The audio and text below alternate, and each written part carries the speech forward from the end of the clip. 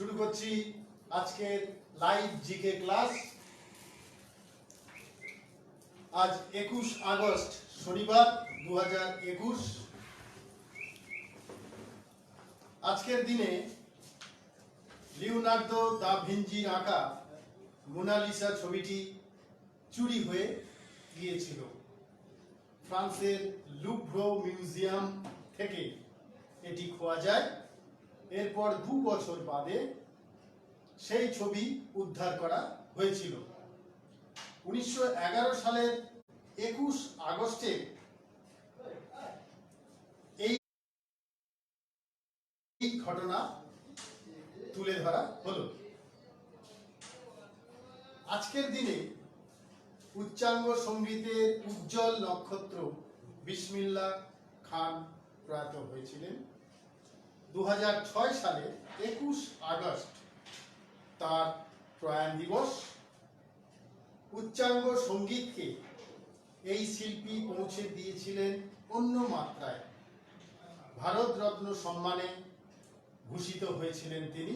পাশাপাশি দেশে বিদেশে একাধিক সম্মান পেয়েছেন বিসমিল্লাহ খান। অশান্তি ও হানাহানির বদলে আমরা শান্তির বাণীতেই বিশ্বাস রাখি। একদিকে করোনা মহামারীর ক্ষত ও ক্ষতি প্রকট, রোগ মৃত্যু ও আর্থিক মন্দায় জেরবার ভারত সহ গোটা বিশ্ব। শিক্ষা সাংস্কৃতিক সহ সব কর্মকাণ্ড থমকে গিয়েছে। বিশ্বের এক প্রান্তে অত্যাচারের বহর চলছে। সশস্ত্র তালিবান কাবুল দখলের 5 দিন পরও হত্যা, আটক, বন্দী সহ অত্যাচারের নানা অভিযোগ আসছে আফগানিস্তানের নানা প্রান্ত থেকে। পাশাপাশি রাখি বা রক্ষাবন্ধন উৎসবের শুভেচ্ছা ও অভিনন্দন জানাই। কাছকেরিয়ার আমার বাংলা সৌজন্যে আয়োজিত লাইভ জিকে ক্লাসে আজকের বিষয়বস্তু জানা অজানার একগুচ্ছ প্রশ্ন এবং তার উত্তর। 21 আগস্ট 2021 আমরা প্রথম যে প্রশ্নটিতে আসব সেটি হচ্ছে বয়েলের সূত্রের একক কি? প্রশ্নটা আরো একবার করছি, বয়েলের সূত্রের একক কি কি? এর উত্তর হচ্ছে উষ্ণতা ও ভর। বয়েলের সূত্রের একক কি কি? এর উত্তর হচ্ছে উষ্ণতা ও ভর।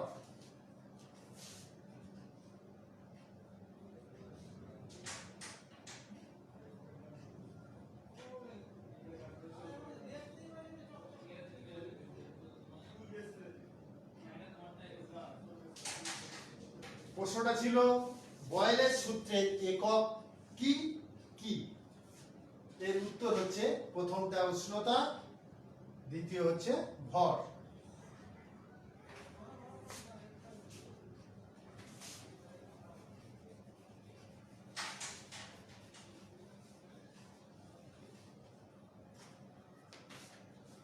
আজকের বিষয়বস্তু জানা অজানার একগুচ্ছ প্রশ্ন এবং তার উত্তর।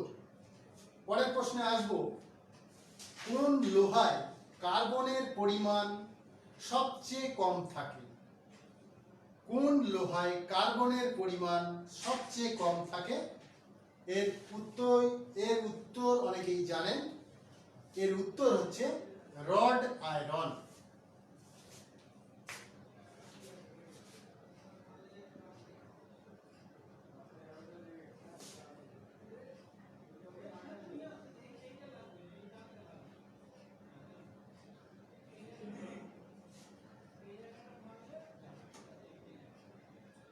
আমাদের প্রশ্নটা ছিল কোন লোহায় কার্বনের পরিমাণ সবচেয়ে কম থাকে? এর উত্তর হচ্ছে রড আয়রন। রড আয়রনে লোহায় কার্বনের পরিমাণ সবচেয়ে কম থাকে।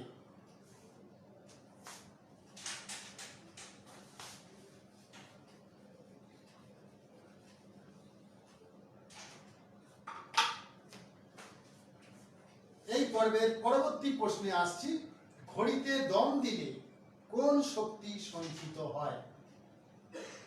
প্রশ্নটা আরো একবার বলছি, ঘড়িতে দম দিলে কোন শক্তি সঞ্চিত হয়?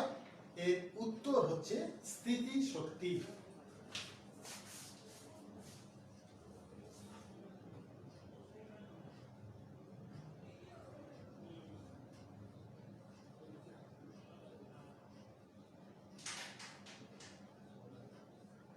প্রশ্নটা ছিল, ঘড়িতে দম দিলে কোন শক্তি সঞ্চিত হয়? এর উত্তর হচ্ছে স্থিতি শক্তি। স্থিতি শক্তি সঞ্চিত হয় ঘড়িতে দম দিলে বা দম দেওয়ার পর।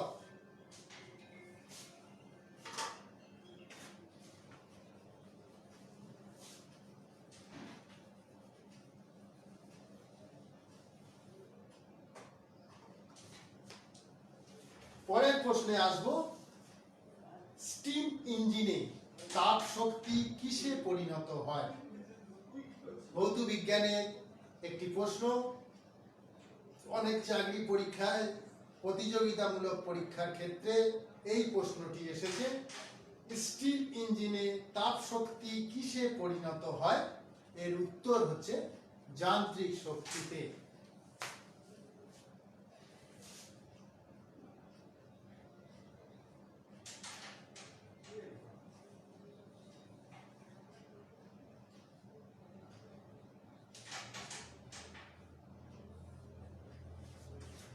প্রশ্নটা ছিল, স্টিম ইঞ্জিনে তাপ শক্তি কিসে পরিণত হয়? তাপ শক্তি পরিণত হয় যান্ত্রিক শক্তিতে। এর উত্তর হবে যান্ত্রিক শক্তি।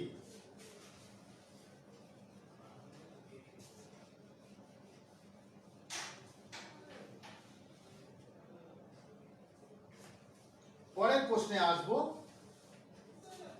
এটিও ভৌত বিজ্ঞান সংক্রান্ত প্রশ্ন। একটি ইলেকট্রোম্যাগনেট তৈরি করতে কোন ধাতু ব্যবহার করা হয়? প্রশ্নটা আরো একবার রিপিট করছি, একটি ইলেকট্রোম্যাগনেট তৈরি করতে কোন ধাতু ব্যবহার করা হয়ে থাকে? এর উত্তর হচ্ছে নরম লোহা।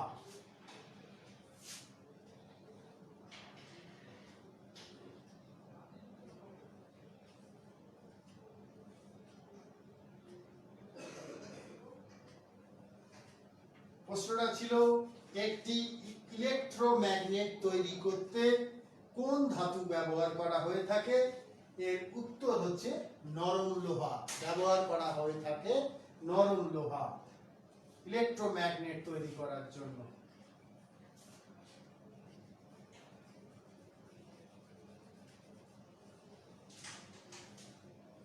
কাজকেরিয়ার আমার বাংলার সৌজন্যে আয়োজিত লাইভ জিকে ক্লাসে আজকের বিষয়বস্তু জানা অজানার একগুচ্ছ প্রশ্ন ও তার উত্তর। পরের প্রশ্নে আসছি, অ্যানাটমির জনক কে? এই প্রশ্নটিও অনেক চাকরি পরীক্ষায় এসছে। আমাদের বিশেষজ্ঞ টিম এই পর্বের জন্য এই প্রশ্নটিকে রেখেছেন। অ্যানাটমির জনক কে? প্রশ্নটা হচ্ছে,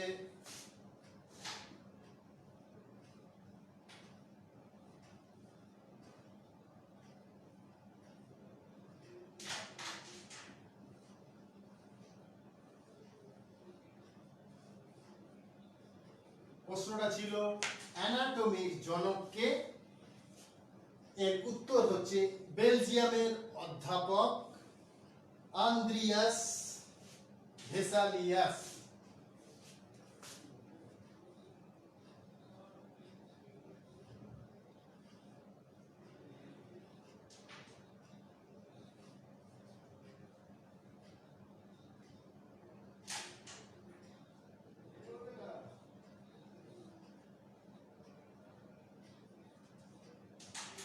আমাদের প্রশ্নটা ছিল, অ্যানাটমির জনক কাকে বলা হয় বা কে? এর উত্তর হচ্ছে আনাদ্রিয়াস ভেসালিয়াস, ইনি বেলজিয়ামের একজন অধ্যাপক, অ্যানাটমির জনক ছিলেন ইনি।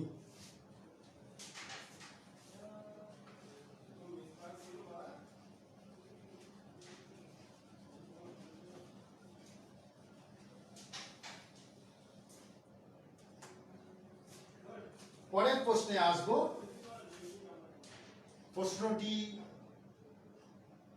বা তার উত্তর অনেকেই জানেন। মহাকাশে প্রেরিত দ্বিতীয় উপগ্রহের নাম কি? প্রশ্নটা হচ্ছে মহাকাশে প্রেরিত দ্বিতীয় উপগ্রহের নাম কি? এর উত্তর হচ্ছে স্পুতনিক। এর উত্তর হবে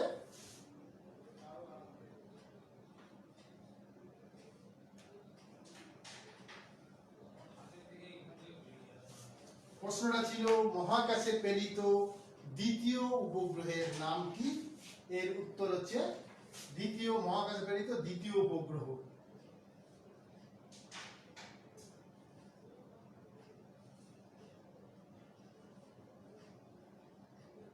হচ্ছে স্পুতনিক। প্রশ্নটা আরো একবার চর্চা করছি। মহাকাশে প্রেরিত দ্বিতীয় উপগ্রহ নাম কি? এর উত্তর হচ্ছে স্পুতনিক।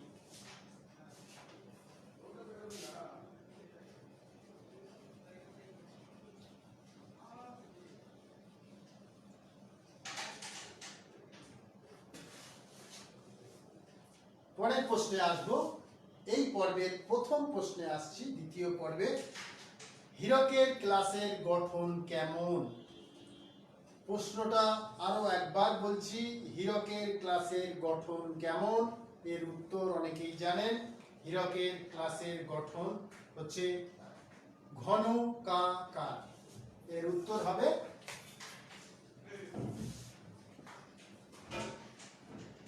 ঘনকাকার।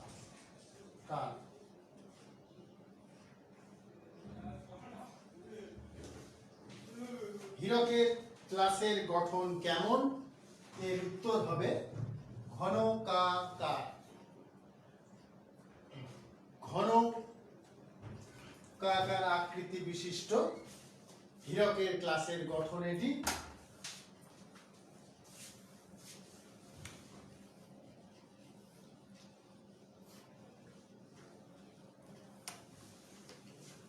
পরের প্রশ্নে আসব।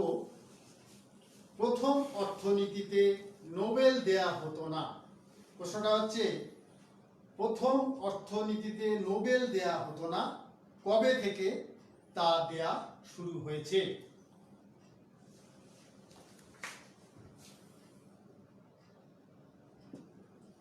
প্রশ্নটা আরো একবার বলছি। প্রথমে অর্থনীতিতে নোবেল দেয়া হতো না, অর্থনীতির ক্ষেত্রে নোবেল ছিল না বা নোবেল পুরস্কৃত করা হতো না, কবে থেকে তা দেয়া হচ্ছে? এটি হচ্ছে প্রশ্ন। এর উত্তর হবে 1968 সাল থেকে।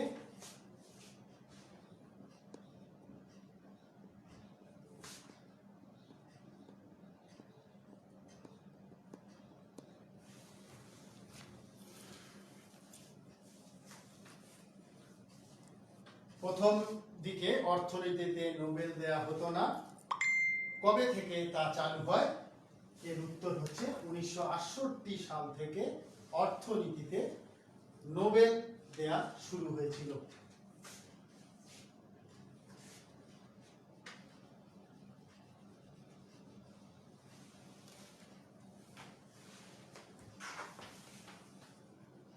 পরের প্রশ্নে আসব। তেজস্ক্রিয়তার আবিষ্কর্তা কে? তেজস্ক্রিয়তার আবিষ্কারক কে? এর উত্তর হচ্ছে বেকেরেল।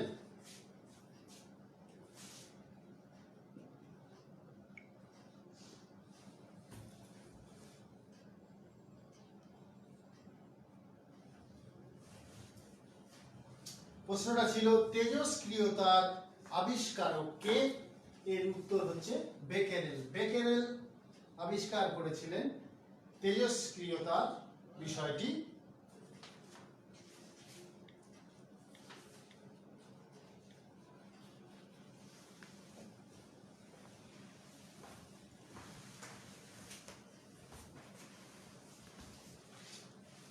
পর্বে আসছি অপকেন্দ্র বল অভিকেন্দ্র বলের কোনটি? প্রশ্নটা হচ্ছে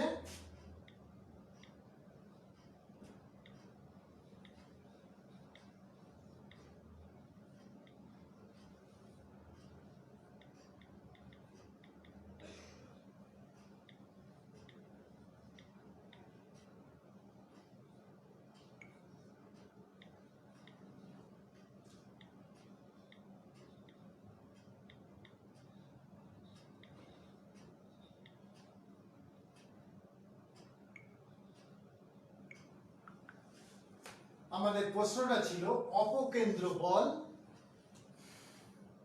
অভিকেন্দ্র বলের ড্যাশ বা কোনটি? অপকেন্দ্র বল অভিকেন্দ্র বলের ড্যাশ বা কোনটি? এর উত্তর হচ্ছে সমান ও বিপরীতমুখী।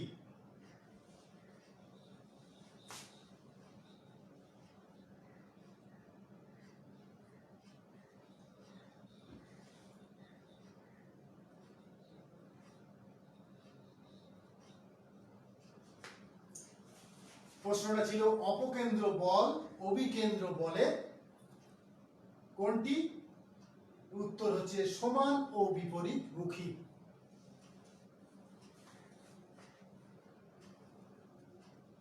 এক্ষেত্রে উত্তর হবে সমান ও বিপরীতমুখী। পরের প্রশ্নে আসবো,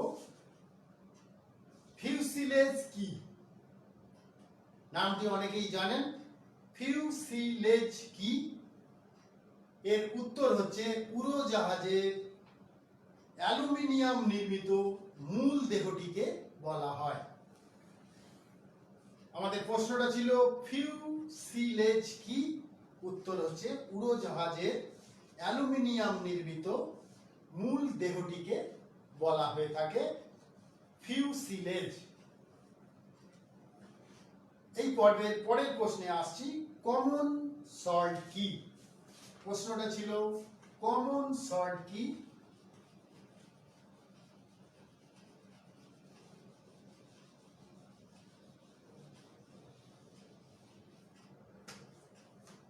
এই প্রশ্নটিও অনেক চাকরি পরীক্ষার প্রতিযোগিতামূলক পরীক্ষাতে বেশ কয়েকবার এসেছে। প্রশ্নটা ছিল কমন সল্ট কি? এর উত্তর অনেকেই জানেন। উত্তর হচ্ছে সোডিয়াম ক্লোরাইড। কমন সল্ট হচ্ছে সোডিয়াম ক্লোরাইড।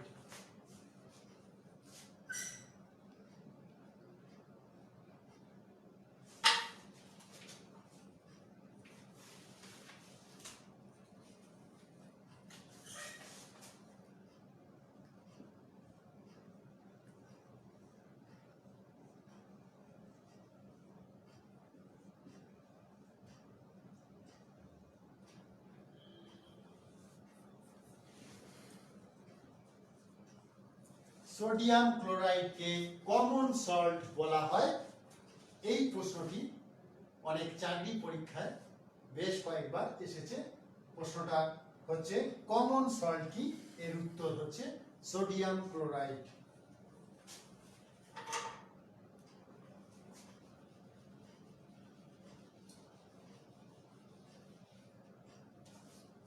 কাজকেরিয়ার আমার বাংলা সৌজন্যে লাইভ জিকে ক্লাসে এবারে যে প্রশ্নটিতে আসব, নাবিকদের কম্পাস যন্ত্রে কয়টি বিন্দু থাকে? নাবিকদের কম্পাস যন্ত্রে কয়টি বিন্দু থাকে? এর উত্তর হচ্ছে 32টি।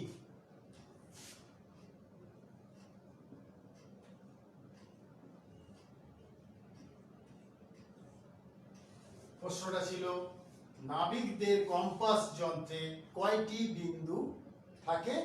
উত্তর হচ্ছে 32টি।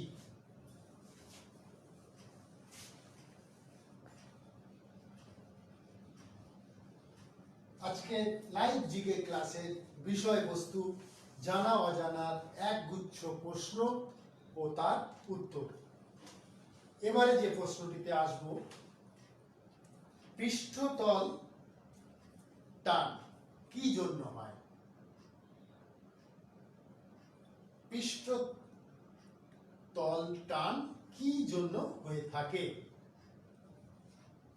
এর উত্তর হচ্ছে সংশক্তি প্রবণ আণবিক শক্তির জন্যই এমনটা ঘটে থাকে। পৃষ্ঠতল টান কি জন্য হয়ে থাকে, এটি হচ্ছে প্রশ্ন।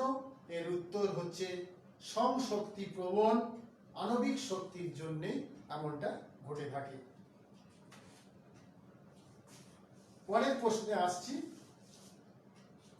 সূর্য থেকে যে তাপ পৃথিবীতে আসে তাকে কি বলে?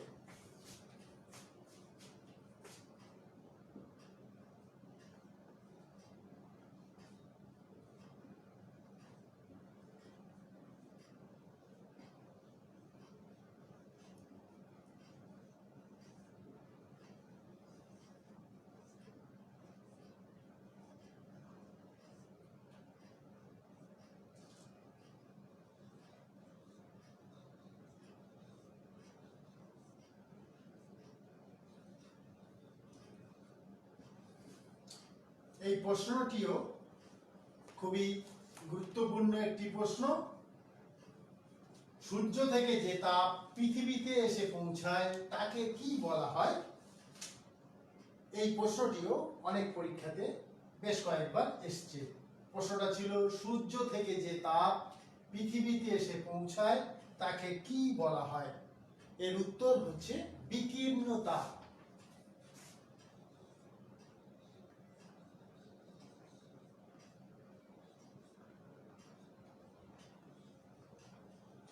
সূর্য থেকে যে তাপ পৃথিবীতে আসে তাকে বলা হয় বিকিরণ তাপ। এই প্রশ্নটিও খুবই গুরুত্বপূর্ণ, বেশ কয়েকবার চাকরি পরীক্ষায়, প্রতিযোগিতামূলক পরীক্ষায় এসেছে। সূর্য থেকে যে তাপ পৃথিবীতে এসে পৌঁছায় তাকে কি বলা হয়? এর উত্তর হচ্ছে বিকিরণ তাপ।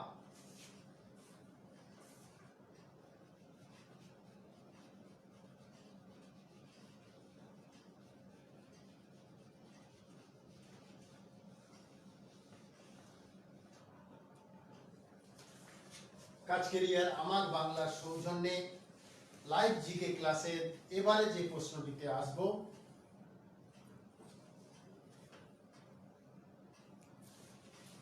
আজকের লাইভ জিকে ক্লাসের বিষয়বস্তু জানা অজানার একগুচ্ছ প্রশ্ন ও তার উত্তর। এবারে যে প্রশ্নটিতে আসছি, পৃথিবীর কৌণিক গতি দ্বিগুণ করলে উত্তর মেরুতে অভিকর্ষজ ত্বরণের মান কত হবে?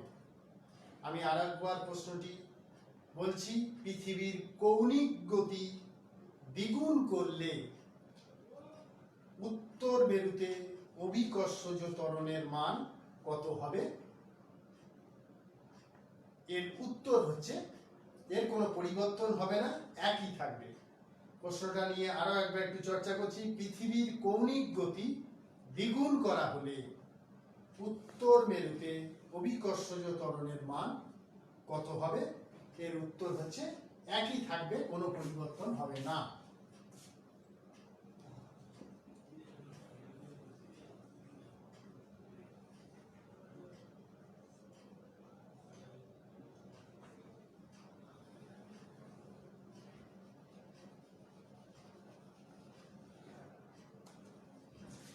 পরের প্রশ্নে আসছি, বায়ুমণ্ডলীয় চাপ হঠাৎ কমে গেলে কিসের আশঙ্কা করা যেতে পারে? বায়ুমণ্ডলীয় চাপ হঠাৎ কমে গেলে কিসের আশঙ্কা করা যেতে পারে? আমাদের প্রশ্নটা হচ্ছে,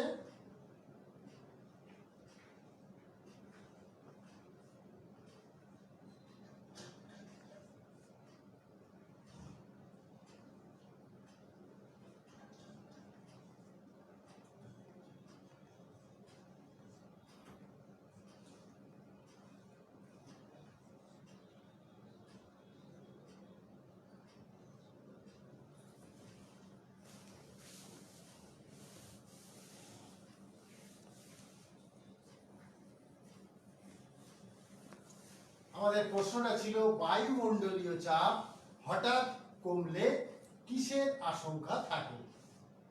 বায়ুমণ্ডলীয় চাপ হঠাৎ যদি কমে যায় সেক্ষেত্রে ঝড়ের আশঙ্কা থাকে। এর উত্তর হবে ঝড়ের আশঙ্কা বা ঝড় হওয়ার সম্ভাবনা। এই প্রশ্নটিও খুবই গুরুত্বপূর্ণ, বেশ কয়েকবার বিভিন্ন পরীক্ষায় এসেছে। প্রশ্নটা হচ্ছে বায়ুমণ্ডলীয় চাপ হঠাৎ কমে গেলে কিসের আশঙ্কা থাকে? উত্তর হচ্ছে ঝড়ের সম্ভাবনা থাকে। ঝড়ের পূর্বাভাস পাওয়া যায় বায়ুমণ্ডলীয় চাপ হঠাৎ কমলে।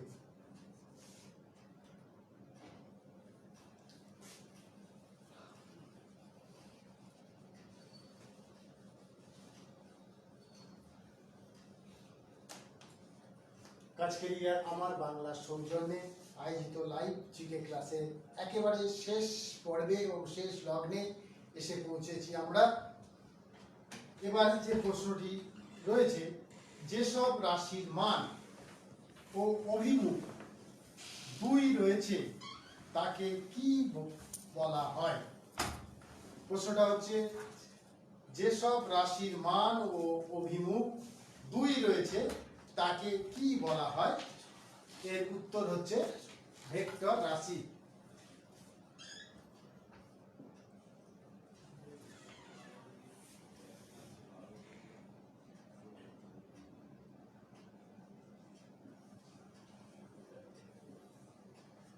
আমাদের প্রশ্নটা ছিল যেসব রাশির মান ও অভিমুখ দুই রয়েছে তাকে কি বলা হয়ে থাকে? এর উত্তর হচ্ছে ভেক্টর রাশি।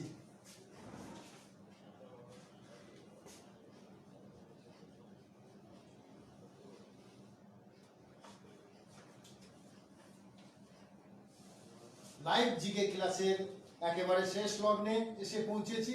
এবারে একেবারে শেষ প্রশ্ন আজকের মতো, ভর ও ভারের মধ্যে কোনটি ভেক্টর রাশি?